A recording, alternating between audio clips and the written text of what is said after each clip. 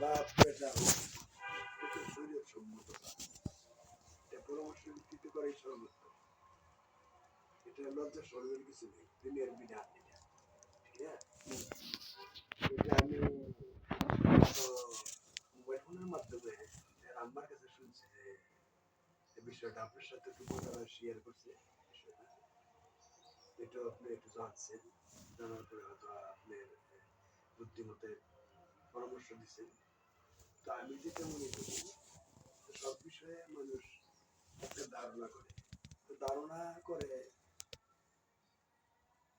একটা জিনিস, একটা গাছ দেখলে মনে করে যে শক্ত, আসলে শক্ত নয়, নরম হতে পারে। ধারণা সব সঠিক তা নয়, আবার অনেক ধারণা বেশিরভাগই সঠিক হয়। অনেকে আবার অনেক কিছু ধারণার বাইরে না। বিষয়টা হইলো মেয়েটা যেটা ওই আপনার এখান থেকে যুক্তি গেছে, এটাও সঠিক হইল যে মেয়ে শিক্ষায় বেশি হয় বা গুণ বেশি থাকে, তাইলে তার একটা অন্যরকম পাওয়ার থাকে। এটাই স্বাভাবিক, এটাই ধারণা। তো এটার অনেকটা বাস্তবতা হইল উর্দু জগৎ থেকে চতুর্থ শ্রেণী থেকে আমার হাতে গড়া চাকরি। এটা ভালো মন্দের পরিচয় হইলো প্রতিবেশীর কাছে যায় ভালোবাসা এলো প্রকৃত পারে।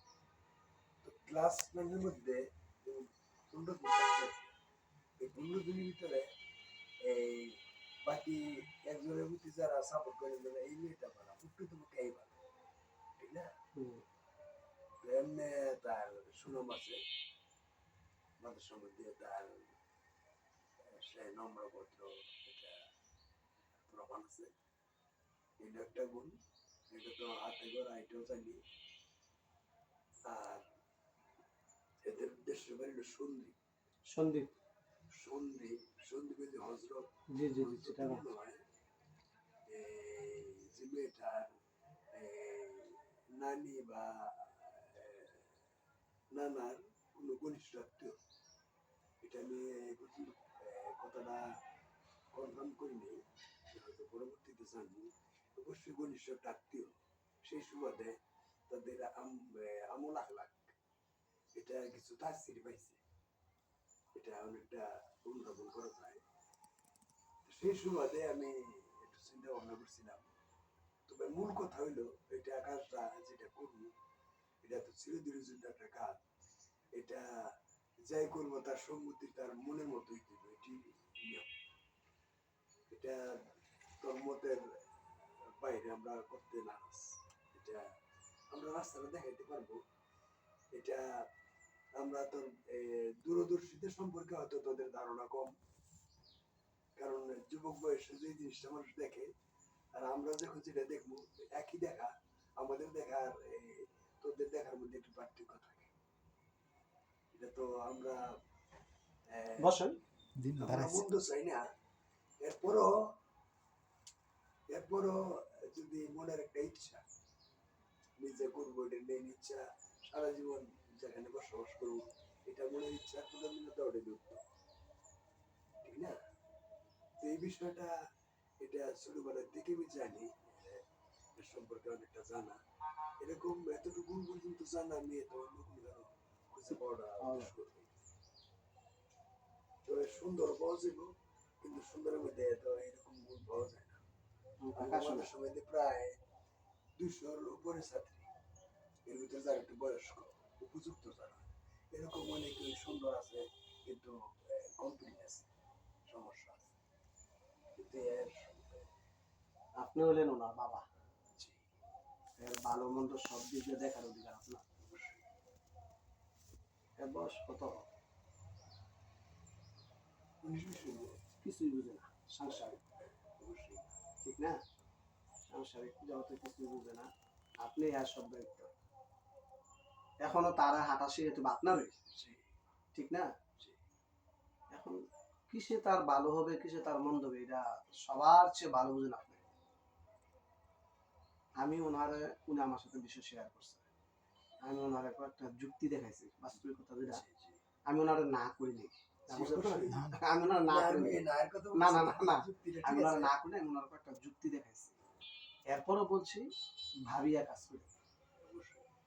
কারণ এটা এমন এক জিনিস, এটা এমন না রাজ করেছে কালকে বাদ দিন। না, এটা এমন না যে ৫,০০০ টাকা লস হইছে আর হ্যাঁ। এটা পাল্টাইনি। হ্যাঁ, এটা ওইরকম না। শুধু ভাববা করলে ভালো হয়। জি। ওনারা মনে মনে কইছেন যে ইস্তেখারা করেন, বুঝছিলাম? হ্যাঁ, ওনারা এটাই তো বলছেন আপনি ইস্তেখারা করেন। সুন্নত বিধান। হ্যাঁ, ইস্তেখারা করেন।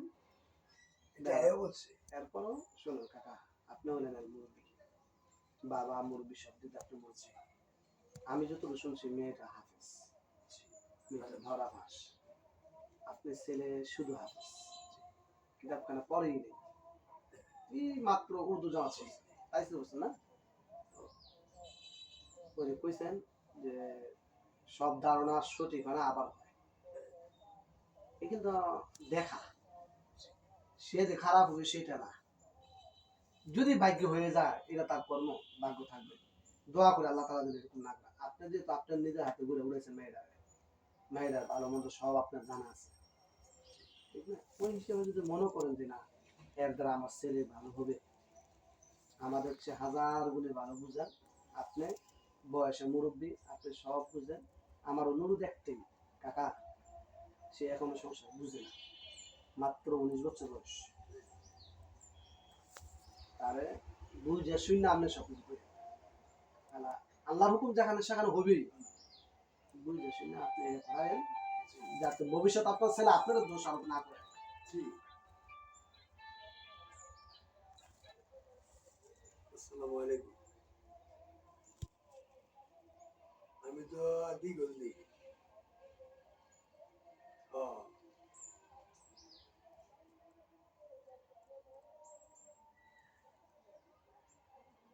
হ্যাঁ?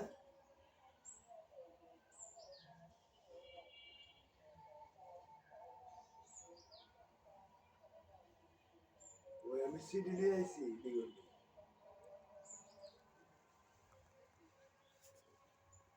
আচ্ছা।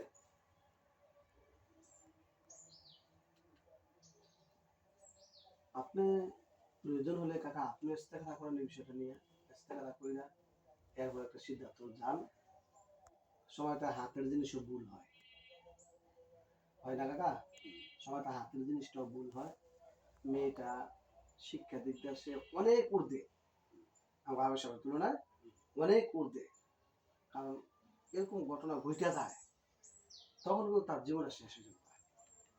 আমি এই জন্য আপনার কাছে অনুরোধ করতেছি আপনি ইস্তেখারা করেন।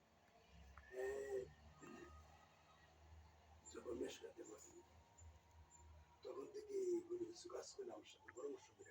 আর এই সব বিষয়টা আপনার বলবেন, মেয়েরা বলবেন যে আমার ছেলে কিন্তু এই মেয়েকে সবকিছু ওপেনলি বলা। এতটুকু শিক্ষা শিক্ষিত পরে যদি সবকিছু বলা। দেখেন যদি আল্লাহ হুকুম হয় আগান। তারপরে মেয়েটার আপনার কাছে বলছি বিস্তারিতই। যখন সে মেশকাতে পড়ে, মেশকাতে পড়তে ভালো মন্দ কোনো কিছু গুরুত্বপূর্ণ বিষয় হলে সে আমার সাথে শেয়ার করছে, আমার সাথে পরামর্শ নিচ্ছে। তো আমি যতটুকু পরামর্শ দিচ্ছি আপনার পরামর্শে আমি জীবনটা পরিবর্তন করছি। তো শেষ যখন বিদায়ের পথে দেওয়াতে পরে তখন অন্যগুলো পরামর্শ দিচ্ছি। মানার মাদ্দা আছে, বলছে যে আপনার উপদেশে আপনি অনেকগুলো কথা মানছি, আমি সব কিছু প্রতিফলন পাইছি।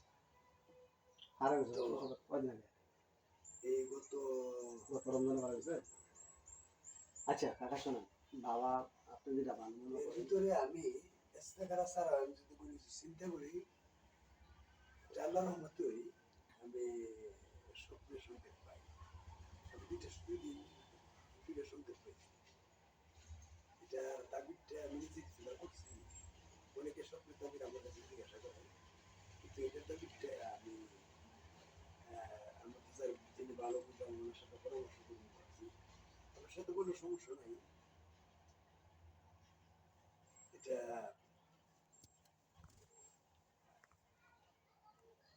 ছোট্ট একটা কাঁঠাল, আমার বাজারটা নিকটেই।